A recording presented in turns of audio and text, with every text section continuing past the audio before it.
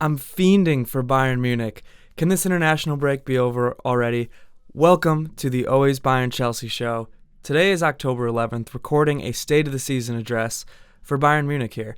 My name's Danny. I'm the Bayern Munich fan on this channel. Please be sure to subscribe, be sure to like, be sure to comment. All those amazing things really helps us out. We're building a community here of football fans. But yeah, I'm sad this weekend with no Bayern Munich, and am I just doing this here to distract myself from the Milwaukee Brewers playing a must-win Game 5 in the playoffs? Maybe, but I also really enjoy doing these international break State of the Season addresses, and Bayern Munich is a great team to talk about. They're absolutely rolling right now, so in this one I'm going to, kind of do the normal State of the Season address. We're going to look at how the team's doing in all competitions, their form as a whole.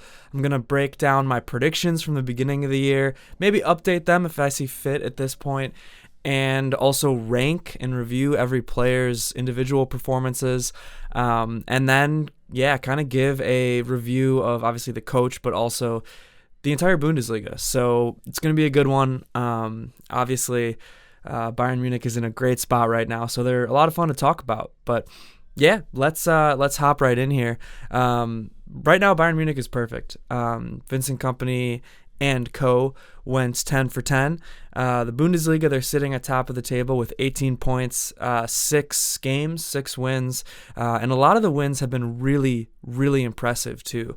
The attack right now looks so deadly, and there may be a few questions about the back line, which the back line's been solid, but against tougher competition, we'll see if they can keep up this level. But ultimately, if the attack is as good as they've been, and if they stay healthy, you bring back obviously Jamal Musiala, Alphonso Davies, it might not even matter if there are a few cracks in that back line. We'll see, obviously, again, once we start to get into the later stages of the season, later rounds of Champions League, other tournaments, all that stuff. But yeah, next up here would be the DFB Pokal, where Bayern's 1 for 1. They had one game, honestly, one of their worst games of the season against Wehan, barely winning that one thanks to a Harry Kane goal at the very end. But yeah, they'll play Köln next in the second round, and that one will be a little bit more of a test. Köln is looking good so far this year. And then as far as the UCL goes, 2 games, 2 wins, and one of those games was against Chelsea. We live streamed that. Jim and I, he's the Chelsea fan from this channel, live streamed it, did reactions, previews, all that stuff. But, that was a match against a real heavyweight, I would say, or a top team in Europe, the world champions even. And Bayern looked really good in that one, and then looked great against Paphos as well.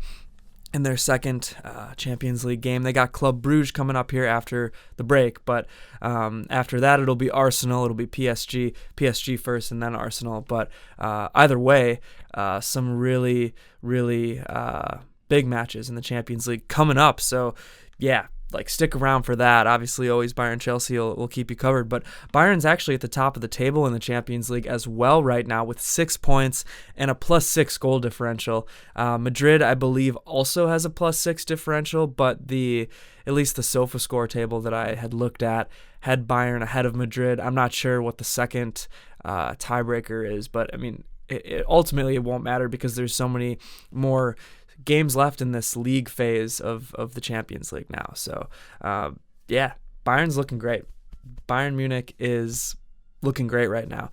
And really perfect, I guess. They look like one of the top teams in the world right now. Again, it's early. It's October. A lot can change. Guys can get injured, blah, blah, blah, blah, blah.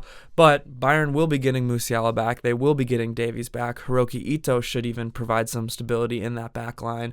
And, at the moment, they do look like one of the best teams in Europe. Again, that attack is firing on all cylinders. The addition of Luis Diaz has been exactly what Bayern needs on that left-hand side of the attack. Not to throw shade on Zane or Coman or whatever, but Diaz is just bringing a different profile, a better level, quite frankly, overall, just in terms of fitting in with this attack. If he keeps that up, again, you get Musiala back. But right now, Serge Gnabry is playing pretty much as good as we've seen him. Serge Gnabry is accepting a new role in that 10. while Musiala's out, he's playing unselfishly. He's really clicking with the attack. I think, maybe some of the pressure is off his shoulders a little bit. Not having to do it all. Obviously relying on guys like Kane, Olise, Diaz, and just sliding in where necessary. Gnabry's been great. Olise, what can you say? One of the best signings of the last 2 years in my mind across world football as a whole.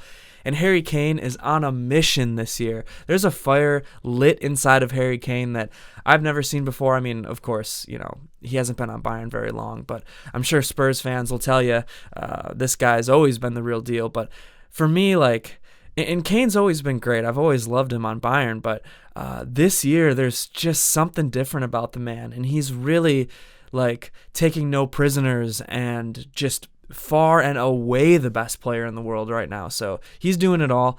And this team just looks unstoppable. Obviously, you got Kimmich holding things down in the midfield.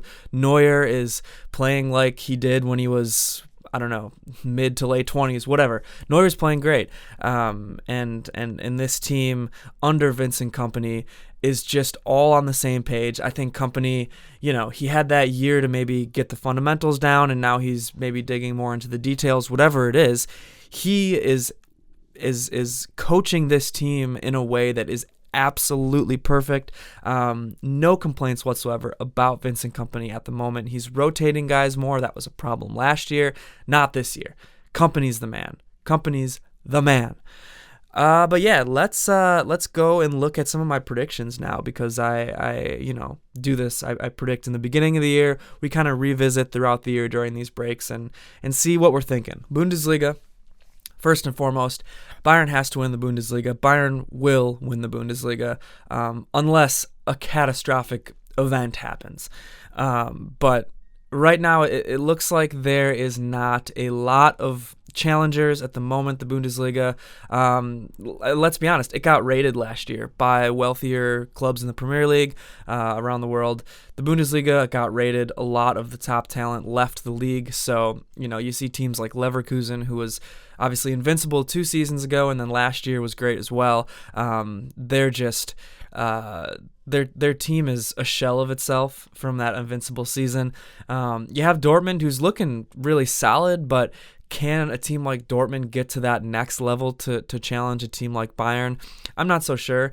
I think Niko Kovac has Dortmund firing in a way that will keep them consistent and keep them, in a top 4 spot, maybe even keep them at that second position for a while. But it just seems like there's no stopping this Bayern Munich team right now. Leipzig as well. They're a team who started really poorly, lost 6-0 to Bayern in the opening week of the season, and now is looking really good. But again, can they be consistent enough to keep up with Bayern? I don't really think so. I think Bayern far and away wins the year. You have Frankfurt, who started off really good, and Bayern beat them 3-0. So, that just shows the level that Bayern's at right now. The Franz Beckenbauer Super Cup, Bayern won. I predicted them to win it. So there you go, 1-for-1 with that one. Beating Stuttgart in a good match, a close match. And then you have the Pokal. I believe I predicted Bayern to win it. I'm going to stick with that prediction. They should win it. Granted, these cup matches, anything can happen. And I think Köln, like I said, is going to be a tough challenge away. They've been probably the surprise team of the year with how good they've been. But, Bayern should. They're just the most talented team in Germany. They should win it. Again, though, it's these cup matches are just wild. We saw it against Wehan. Bayern almost choked that one away. So it's no guarantee, but they should win it. Champions League now, the big one. I predicted a quarterfinal bow out for Bayern Munich in the beginning of the year. I mentioned it, they're one of the best teams right now. They could win the Champions League. They really could. If they stay healthy, I think they'll be up there. So we'll move that. We'll say we'll move it up to a semifinal at the moment, just because who knows what's going to happen. But like I said, I think they're playing like the best, or one of the best, if not the best, teams in Europe right now. I think PSG, Arsenal, those will be great tests, but yeah, Bayern just looks like they're unstoppable at the moment. And let's keep it going. Why not? Why not? The team has a great mentality, again, rallying around company. So let's keep it going. And next, we got to look at players. Let's go through them all. Let me rank them all out of 10 for how they've been so far, and maybe talk about them a little bit. Yeah, so let's start with keepers. I can't rate Urbig, I can't rate Ulreich at this point. They just haven't played enough. But Neuer is at a 9. Almost perfect from Neuer so far. I think he's been really, really good. 9 out of 10 for Neuer. Shot stopping's been good. Decision making's been good. There have been maybe a mistake or two here and there. I'm thinking about that Hoffenheim game. So that's why I can't give him a perfect 10 out of 10, but he's been damn near a 10 out of 10. Defenders now. Davies and Ito, can't rate them. They've been injured all year. Can't wait till they get back. I really think that Alphonso Davies, especially coming back, could be such a huge difference maker in this team.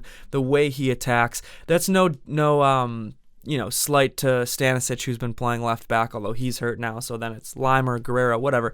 Leimer has been a jack of all trades. I mean, he's been great at every position he's played, but Davies brings you into that upper echelon of best left back in the world category. Really, really, really influential in the attack, and I think Alphonso Davies is going to unlock an even higher level in Luis Diaz on that left-hand side. So that's the one that I'm really looking forward to. Obviously, Starboy Jamal Musiala as well. I can't say that enough. But Rafa Guerrero, Sacha Boey, I'm giving them both 5s.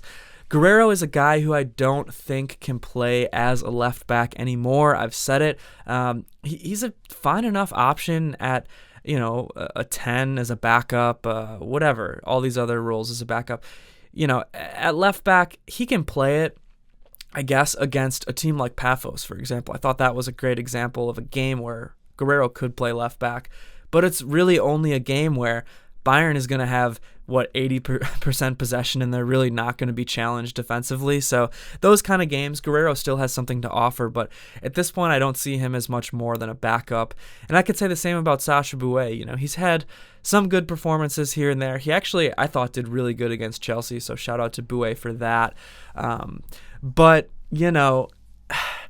he's not a guy who I look at and I think he's starting caliber Bayern Munich material. Again, he can play backup, but I don't really see a use of him being on the team, to be honest with you. So I'm giving him a 5 out of 10 when everybody's healthy. Most of his performances haven't been great, but he's put together a few good ones here and there, but he's not somebody that I want to rely on whatsoever. Next up, we'll give Jonathan Tah a 6.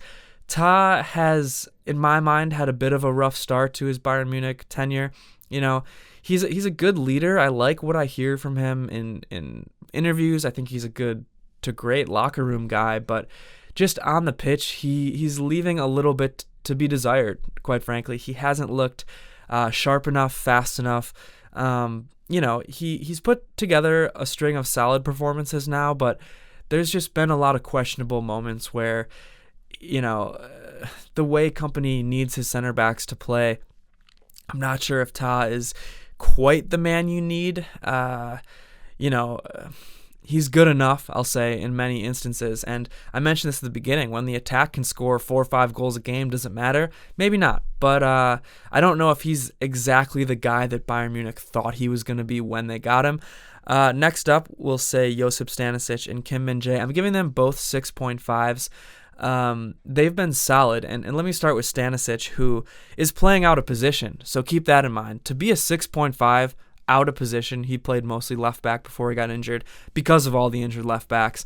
To be a 6.5 out of position, to me, that's impressive. So I don't think I'm dogging on Stanisic at all. I think at right back, he'd be maybe up to a 7.5, 8. I think Stanisic is a really, really solid player. It's just clear he's a little bit better on that right-hand side. So again, to fill in for a left back and be a 6.5, that's absolutely no complaints for me. That is not bad at all. If your third string left back can give you real solid performances, hey, I'll take it. I will take it every day out of the week. And then as far as Kim goes, it's been a tough season for Kim in terms of I think he would like to be a starter. He actually had a lot of really good performances that I would have said were better than Tah. And if you noticed, I'm rating him higher than Ta. Ta was a 6, Kim's a 6.5 right now. But he has had a couple of rougher ones in there as well, unfortunately. And he's also injured now and trying to play through injury again. So, Kim, just get healthy. Just get healthy and Kompany rotate these center backs and create a true rotation, keep these guys fresh, keep them sharp. And I think everybody will benefit, including Kim. So I can't complain too much about what Kim's done this year. Diet Upamecano, 7.5. Really solid season from Upamecano again. I don't think he's quite been at his absolute ceiling that we saw at times last year. Maybe it's trying to figure out this partnership with Ta. Whatever. Upamecano, yeah, he's been really solid, I think. But maybe he just hasn't been challenged enough, whatever. But there is another level that I've seen him get to for sure. But he's been really, really good. And to me, a 7.5 is really good. So again, don't think I'm hating on him at all. Hopefully the contract situation with Upamecano gets figured out. I don't want that to be a distraction later into the year at all. Konrad Laimer now, a 9. I've been shocked with how good Laimer has been this year. And you know what Laimer is. You know what he can give you. He's aggressive. He has an edge to him. He is up in the faces of the opponents. He's up into the attack. He's combining with Olise. You know all those things, but I'm really shocked at how good he's been at right back. Like, the guy is essentially, he's a right back now, let's be honest. But he was a midfielder up until Kompany figured out that he could play right back. And does his positioning leave a little bit to be desired sometimes? Sure. But the way he combines with this attack, with Olise, with Kane, with Gnabry, with Diaz, with every single part of this attack, like, Konrad Laimer is a menace. He's a threat at all times, basically, to assist, to score, and also to play that aggressive brand of defense, getting up in guys' faces. Maybe one too many yellow cards even, but with Laimer, he's a dog. He's a dog, and I'm giving him a 9 out of 10 for it because, the guy's even filled in at left back. Can you imagine that a midfielder playing right back, now playing left back at times, and he's still really solid? I can't say enough good things about Konrad Laimer at this point. He's become sneakily one of the most important pieces of this team. And, he's not a Harry Kane. He's not a Jamal Musiala. He's not a Michael Olise. He's not even a Joshua Kimmich, but he's up there. He's up there. He's the way he's put up so many great performances consistently now, you have to say he's up there. You just do. Moving on to the midfield now. We're going to start with Leon Goretzka. I'm giving Goretzka a 6.5 out of 10, which is solid. I think Goretzka's been solid. I think he's, at this point, one of those guys who has a ceiling that he's not really going to go past. But he also has a floor, and that's worth something too, he's not been maybe as active in the attack under Vincent Kompany as he has been in the past, but he's just been a solid box-to-box guy, a physical presence. Bayern Munich's midfield is looking pretty good. They've got obviously Kimmich, Pavlovic, Bischoff now, who we're going to talk about them all, but Goretzka's been there. He's been consistent, filling in. Other guys have been injured, and Goretzka's been there, so I got to give him props for that at least. 6.5 out of 10 for Leon Goretzka. Next up, we're going to go with Tom Bischoff. I'm giving Bischoff a 7, and we haven't seen much out of Bischoff, so it's hard to say, but that Werder Bremen match that he started was really impressive to me. Bischoff, I think he also has a bit of that edge to him. He can play a lot of different roles / positions, but he also offers a little bit of a profile in the midfield that Bayern doesn't quite have. So, I want to see more out of Tom Bischoff is the thing, and then I think I'll be able to wrap my head around a little bit more firm of a rating, perhaps. Alexander Pavlovic, 7 out of 10 as well. Pavlovic has been solid. I think he had a little bit slower of a start to the season, kind of ramping back up from all the injuries, all the illnesses. He broke his eye socket earlier this year, which kind of was rough for him. But lately, I think we've been starting to see Pavlovic sneak back up to that level that he showed his rookie year and beginning of last year. So Pavlovic is he's getting there. And if we see more really good performances consistently, I think he can creep back up into that 8-9 role rating, I guess, in this role in the midfield. Next up, We got Joshua Kimmich. To me, he's been a 9. The Iron Man, you can call him. The man's been there all the time. He plays all the time. He's never hurt. He's always so solid. I say it all the time. He dictates play, the rhythm of the game. Everything runs through Kimmich. A vital player in this Bayern Munich team. A captain-like figure. Obviously, Neuer is the captain, but Kimmich is, I guess, the captain in the outfield. With all that stuff, all of his leadership in the locker room, on the pitch, whatever. Kimmich is great. 9 out of 10. That's it. He's just great. Moving on now to the attack. You obviously can't rate Jamal Musiala. He hasn't played yet this season due to his injury. But then you got Nicholas Jackson, 5 out of 10. Jackson, he hasn't been great for Bayern. Honestly, his rating would be even lower if it wasn't for his match against Paphos, goal and an assist. He had a really nice match in that one. But up until that point, he was struggling pretty heavily. But he's new to Bayern, so it's not like I'm throwing him out the window and saying never let this man touch the pitch again. I want to see more out of him. It's just that he's struggled to integrate, I think, into this Bayern system. His finishing hasn't been great. His movement hasn't been great, but it takes time. Those things take time, and I'm looking forward to hopefully, using Jackson as a depth piece, rotating him in and getting him more comfortable in this team, and hopefully his rating goes like this and skyrockets. It'd be great for everybody. Next up, I did want to mention Lennart Karl, who has been solid. I'm going to give him a 7. This is a tough one to rate just because he hasn't had much time, and he's had some up and down performances as well. His preseason was really, really good. Karl, he shows me that he has the skill that I'm looking for.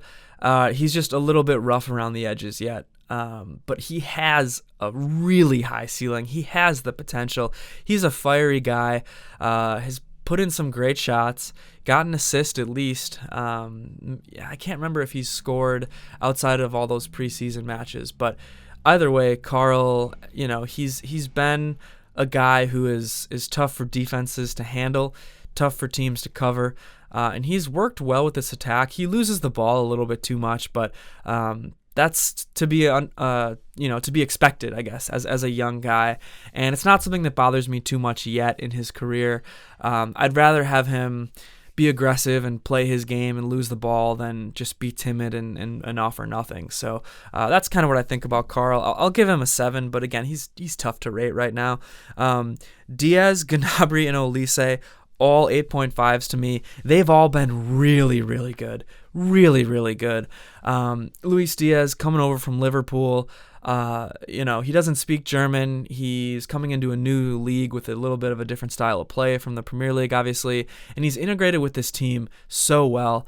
And to be honest, I wasn't sure exactly what we were going to get out of him. I wasn't sure, if he was going to be able to elevate this attack to the level that it needs to get to. But at the moment, he is. At the moment, he most certainly is. So I can say I was wrong about him, I guess. It's really early to tell, and I thought he would be good, but again, I didn't think he'd be able to be this good and elevate the team to this level, to be the best team in Europe at the moment. I mean, that's what they're playing like. I didn't think he could do that, and I'm more than happy to be wrong about that. So I'll gladly admit that, and I'll take that one on the chin.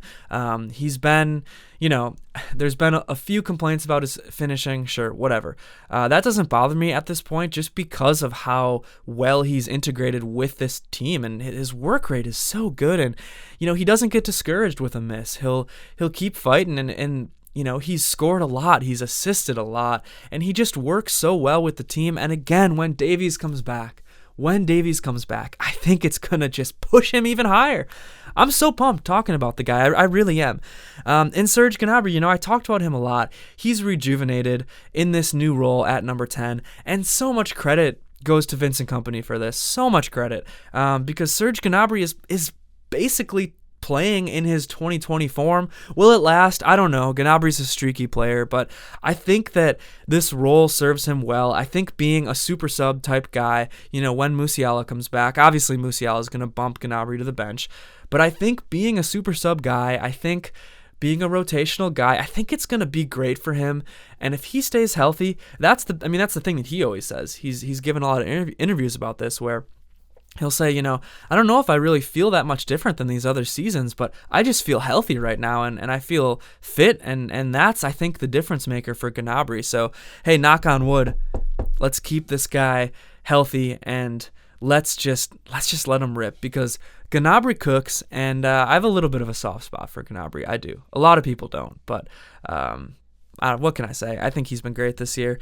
And Olise, I said it before, I think he's been maybe the best signing of the last few years. I mean, Michael Olise is the perfect right winger for this team. Everybody and their mother wants him. Liverpool wants him. City wants him. Madrid wants him. And that's a compliment to me. You see all these fake accounts out there posting bullshit information that all these clubs are going to sign him.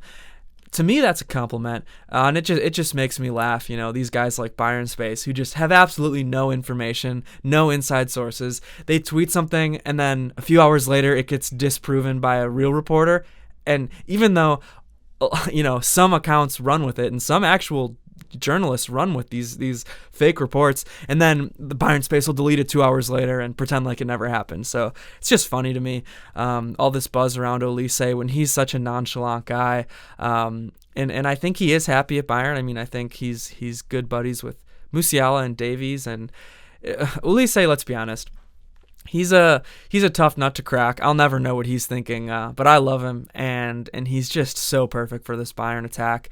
You see it with guys like Florian Wirtz. You can be a great player, and you can not fit in a system at all. So Olise fits at Bayern. He's doing everything you want him to do. He's one of those guys that makes you fall in love with the game. He makes you realize how beautiful this game is. And Michael Olise, yeah, he's the man. Best for last, Harry Kane, 10 out of 10. Absolutely perfect season from Kane in every sense of the word. Kane will score the most goals in the world, most GA in the world, and that's not even enough to describe how good he is. Can you believe that? Like, can you wrap your head around that as a fan of this sport? The season that Kane's having right now, I mean, he's on pace to win everything, to break every record, to really force himself into the conversation for the best player of his generation. And I truly believe that. And again, it's early. It's October. We're throwing all those caveats out there, but like, caution to the wind right now. Kane is just so far and away the best player in the world. And like, it's not even close when I watch all these other guys. And no disrespect to Erling Haaland, Kylian Mbappe, great seasons from these guys. They're playing unbelievable as well. But when you watch Kane, it's just different. It's just different. Everything he does for this team. Kane right now is being the best 10 in the world, the best 9 in the world, a solid 6, a solid defender, a coach, a leader. What else can you say about the guy? 10 out of 10 from Harold Edward Kane. And now we move on to Vincent Kompany. I don't see how I can't give him a 10 out of 10. At worst, 9.5, but I don't see how I can't give him a 10 out of 10. He's doing everything right. I mean, he's undefeated. He's crushing teams that he should crush. He's resting guys at appropriate times. He's integrating youth talent, which was a big complaint about him in the past, but he's doing it now. Yeah, I don't see how I can say a single negative thing about him. He's the man right now. I mean, he's controlling the locker room. He's got the respect of the players. The team is buying what he's selling. I extend him. If I'm Bayern Munich, I extend Vincent Kompany because he is just doing everything right now. And again, you got to do it for a whole season. Does it matter if he's looking like a 10 out of 10 in October? Maybe not, but at this point, I'm not going to be one of those guys who picks out the negative things and says, yeah, but he's not going to be able to do it throughout a whole season. I'm not going to be a Bayern Space. I'm not going to be whatever. Kompany's the best right now. I mean, he's just the best right now. He's doing great, and I don't have a single negative thing to say about him at this moment. I don't. Maybe that'll change. I mean, it's liable to change, whatever. But right now, I don't have a single negative thing I can say about Vincent Kompany. 10 out of 10. And now let's just run down the Bundesliga table. Let's give a state of the Bundesliga. Bayern Munich is on top with 18 points. Number 1, as we talked about. Perfect season.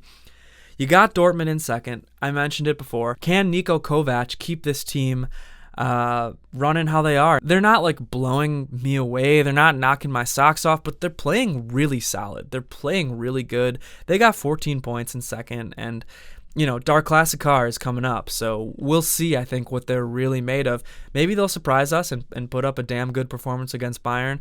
But yeah, either way, I think Dortmund's going to be up there throughout the whole year. I don't see how they won't, but yeah, we'll see. Leipzig, again, talked about them, 13 points in third place. Leipzig had that embarrassing loss to Bayern Munich. New coach, Ole Werner, so they're learning a little bit.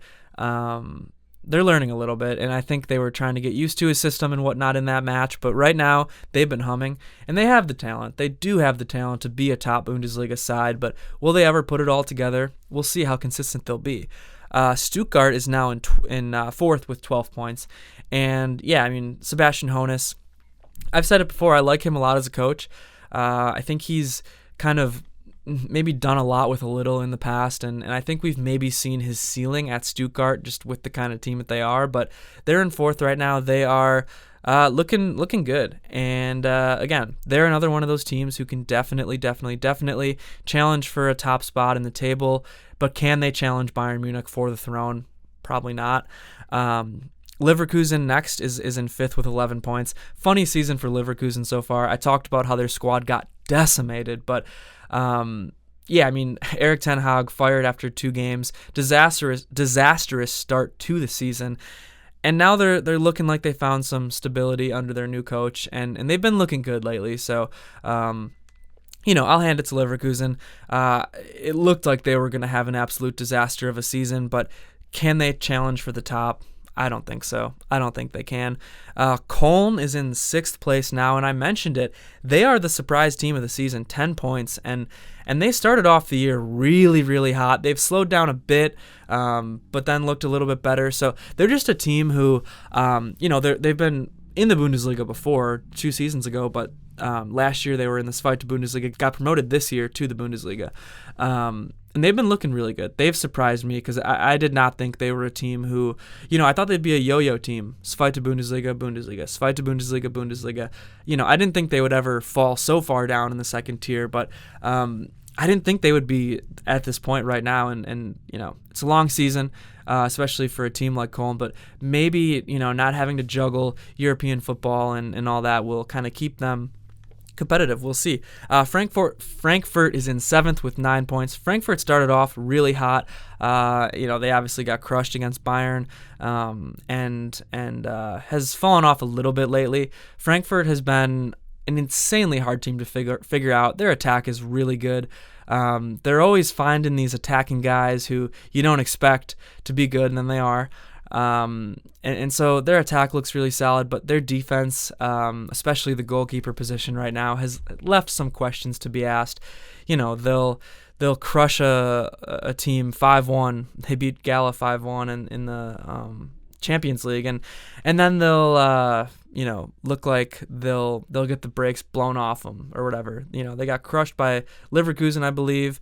Union Berlin beat them pretty bad, and they're crushing teams and then getting crushed. So Jekyll and Hyde, who knows what will come for Frankfurt in the future. Freiburg is in 8th with 8 points. After a rough start, Freiburg is kind of bouncing back a little bit here. They're a team who you would think could be competing for the fringe European spots, maybe not top 5 or so, but I believe they did finish 5th last year. Or 6th maybe, but they're a team that could be in that 5th, 6th, 7th range, so we'll see if they can kind of pull it together, but they had a really rough start. Next up is Hamburg, actually, in 9th place, also with 8 points. Hamburg had a disastrous start to the season, couldn't win, couldn't even score, and now they've actually pulled together a string of really nice performances, so they're sitting up there at 9th with 8 points, but this point in the table, you'll see, 14th place has 6 points, so they're really only separated. All these teams are really only separated by a few points. Obviously, it's early in the season.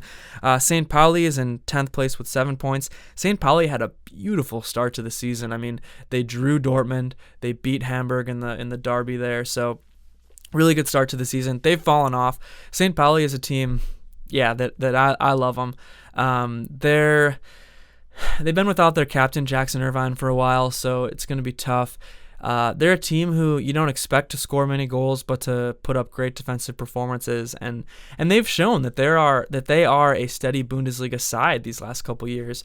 Last year they were promoted back to the Bundesliga after playing a kind of a crazy system with Fabian Hürzeler in the Zweite Bundesliga. He's now at Brighton, and Alexander Blessen is now their coach.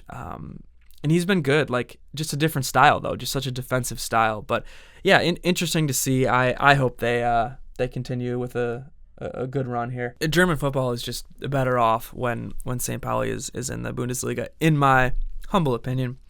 Hoffenheim in 11th with 7 points. Hoffenheim has been kind of an up and down team as well. I predicted them to get relegated. I thought they had a horrible season last year, and then they lost Tom Bischoff.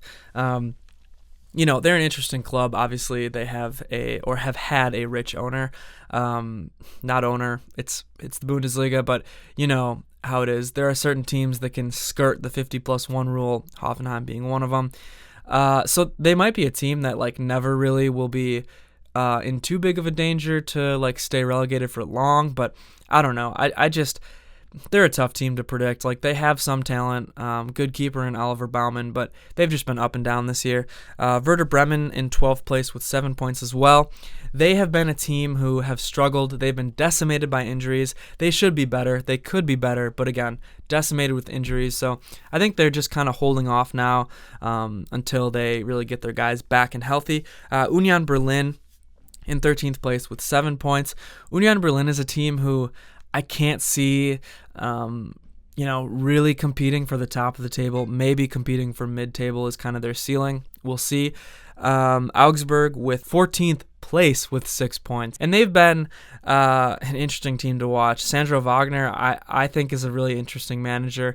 I think he could be a really good manager, but he has a bold style. And yeah, I mean, it looked like he was inspiring these guys at first, and they were getting a lot out of a little Augsburg, a team that is never great, always just fighting for the middle of the table. But I don't know if his style is going to be, I don't know if you can apply it to a team like Augsburg for a full season. It might be kind of a Ralph Hasenhüttl situation where he had Wolfsburg humming for a while last year, and then they just fell off a cliff. So we'll see with Wagner. And speaking of Wolfsburg, they're right below Augsburg, 15th place with 5 points. Wolfsburg is struggling this year. Again, a few injuries, I believe, for them, but they should be higher. They're a team who really should be kind of mid-table, in my opinion. We'll see if they can turn it around. Mainz, unfortunately, down there in 16th place with 4 points, because I like Mainz as well, and they had a really strong run last year. I think they're struggling. Now they got to balance European football with Bundesliga ball, and they're just not really a team that's built for that. A smaller club, smaller payroll. So I hope Mainz can turn it around and kind of climb up the table, but so far it's been a really rough start for them. Gladbach in 17th place with 3 points. Speaking of rough starts, Gladbach should be better too. But they are dearly missing Tim Kleindienst, their striker, and they've just been bad so far. So we'll see if they can turn it around, once they get a heavy hitter like Kleindienst back. Heidenheim in 18th place now, rounding out the table with 3 points as well. Really a disastrous season for Heidenheim. They are such a small club, and I really do love Frank Schmidt, their manager, dearly. Heidenheim, I have a big soft spot for them as well. I hope they do better, but yeah, they're not a team. They're just not a team who's built for the Bundesliga, unfortunately. Such a small city, such a small budget. It's a miracle that they've stayed up as long as they have in the Bundesliga. But yeah, I don't know if they're going to be able to do it again. We'll see if they have a trick up their sleeve, a rabbit in their hat they can pull out, but I just don't know. So that's going to wrap things up now. I mean, this is a joyous state of the season, and hopefully next one will be even better. But yeah, we got their Klassiker coming up for Bayern Munich against Dortmund. Will be a great test in the Bundesliga, Club Brugge in the Champions League, and then Bayern hits a rough stretch where it's like Köln, PSG, Arsenal, Leverkusen, all these tough matches back to back to back to back. So Kompany's gonna, have to keep his team sharp and figure out the rotation thing. And just keep it up is all I can say. Bayern, keep it up, pedal to the metal. Don't let any doubt creep in. Don't take your foot off the gas. So that's where I think I'll leave it. Jim will come on and give you some Chelsea updates too here on the channel as well. But be sure to subscribe, be sure to like, be sure to comment, all those amazing things. Thank you deeply from the bottom of my heart for all the support. And as always, Mia San Mia.